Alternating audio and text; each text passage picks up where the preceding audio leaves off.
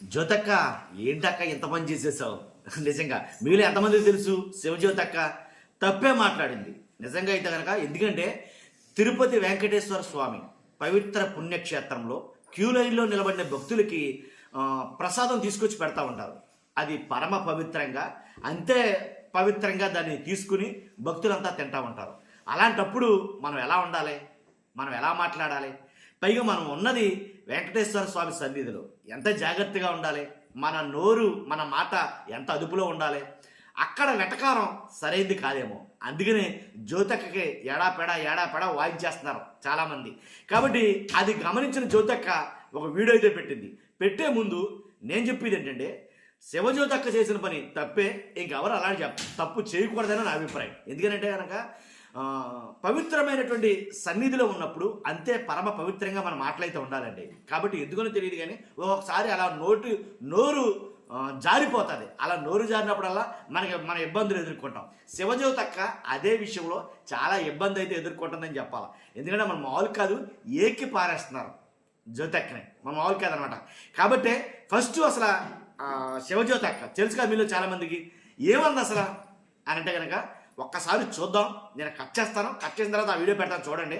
First అయితే కనుక మన వీడియోని చూస్తున్న మీరు ఫస్ట్ లైక్ చేయండి. లైక్ చేస్తే ఎక్కువ మందికి ఇన్ఫర్మేషన్ షేర్ అవుతుంది, నాకు కూడా మోటివేషన్గా ఉంటుంది. కొత్తగా మన ఛానల్స్ పక్కాగా సబ్స్క్రైబ్ చేయండి. మీ అమూల్యమైన అభిప్రాయాన్ని కామెంట్ రూపంలో తెలియజేయండి. ఇప్పుడు శివజ్యోతి ప్రసాదం పడుకుంటుండు ఫ్రెండ్స్, సోట్లు ప్రసాదం పడుకుంటుండు ఫ్రెండ్స్.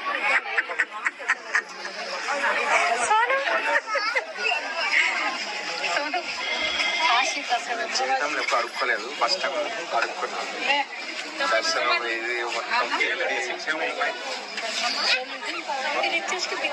ఇంకా 4:36 కుబేరులో 4:36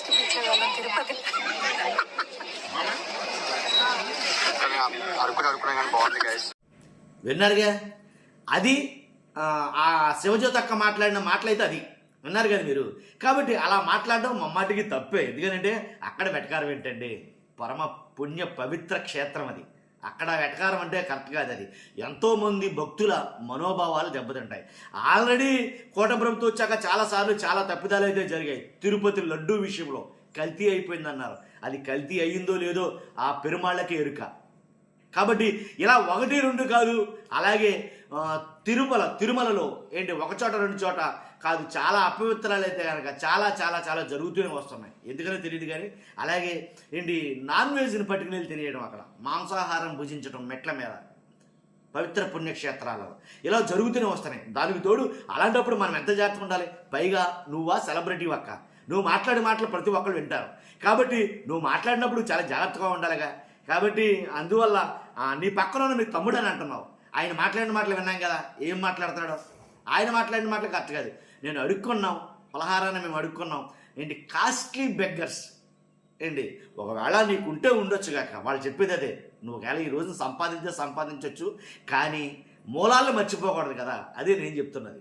కాబట్టి మేము కాస్ట్లీ బెగ్గర్స్ అంటే అక్కడికి వచ్చిన వాళ్ళందరూ అడుక్కు తినేవాళ్ళ, అంటే ప్రసాదం తినే వాళ్ళందరూ అడుక్కు తినేవాళ్ళేనా? అడుక్కోవడం కాదు అది.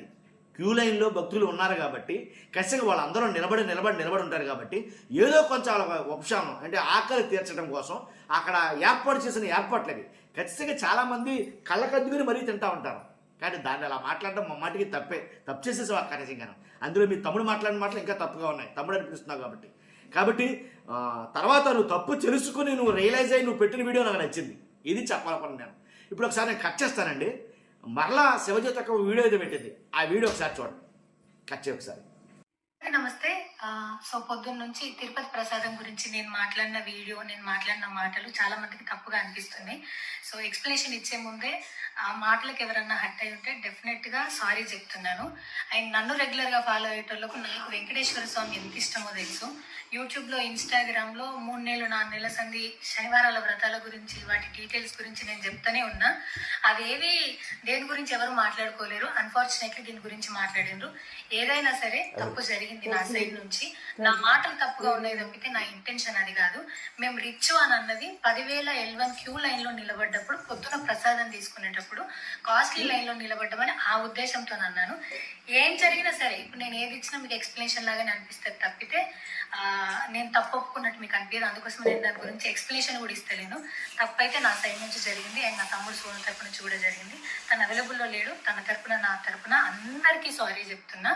సో నా ఇంట్లో వెంకటేశ్వర స్వామి, నా చేతి మీద వెంకటేశ్వర స్వామి, అన్నిటికన్నా ముఖ్యంగా జీవితంలో నాకు అత్యంత విలువైంది నా బిడ్డ.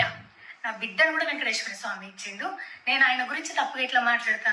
అస్సలు ఆయన గురించి తప్పుగా మాట్లాడా. ఆయన గురించే కాదు, నన్ను రెగ్యులర్ గా ఫాలో అయ్యేటోళ్లకు నేను అన్ని మతాల దేవులను మొక్కుతా, అందరి దేవులను మొక్కుతా. అందులో వెంకటేశ్వర స్వామి నా జీవితాన్ని మార్చిండు. ఈ రోజు నేను అనుభవించే ఏది కూడా ఆయన దయలేకపోతే కాదు. అట్లాంటిది ఆయన గురించి నేను ఎందుకు మాట్లాడతా? అయినా సరే తెలుసో తెలకో పొరపాటు మాటలు అయితే నా నోట్ నుంచి, మా తమ్ముడు నోట్ నుంచి వచ్చినాయి. దానికి డెఫినెట్ గా సారీ అడుగుతున్నా. ఇదేదో యూట్యూబ్ ఛానల్ ఏమంటారు వీడియోస్ పెట్టి కేసులు పెడతా అన్నందుకు కాదు, నాకు కూడా అనిపించింది అయ్యో అట్లా మాట్లాడి ఉండకూడదని, అందుకోసం పెడుతున్నాను తప్పితే ఇంకొక ఉద్దేశం అయితే ఏమీ లేదు. నేను మళ్ళొకసారి టీటీడీ మెంబర్స్కి అండ్ నా మాటల వల్ల హర్ట్ అయిన ప్రతి ఒక్కరికి నేను నా తరపు నుంచి సారీ చెప్తున్నా. అండ్ ఇంకోసారి మళ్ళీ ఎప్పుడు రిపీట్ చేయను.